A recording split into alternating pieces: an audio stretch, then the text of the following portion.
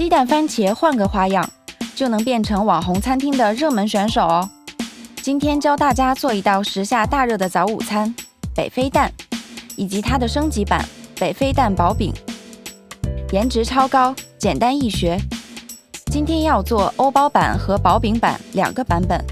我们先来做一大锅底料，新鲜番茄划十字刀，在热水里烫一烫，剥去外皮，切成小块备用。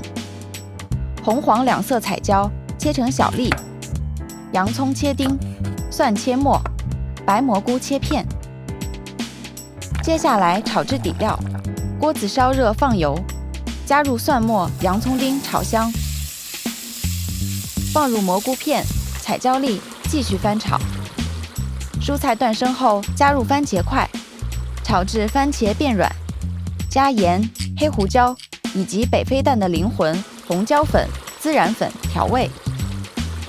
倒入秘密武器番茄罐头，让番茄味道更浓郁。炖煮到汤汁浓稠，底料就做好啦。换一口小巧的平锅，锅中挖几个小洞，打入无菌蛋，放上奶酪，撒适量盐、黑胡椒调味，盖上锅盖，焖煮至鸡蛋半熟，撒上新鲜欧芹即可。用欧包蘸着吃，有那味儿了。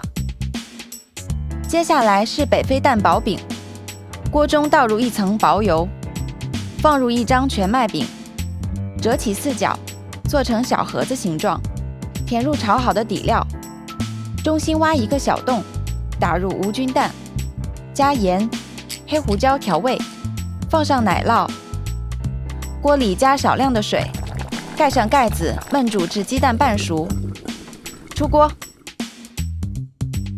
简单几步，充满中东风情的北非蛋就做好啦。美味低脂，营养丰富，颜值能打，用它来做早午餐，朋友圈炫技稳赢。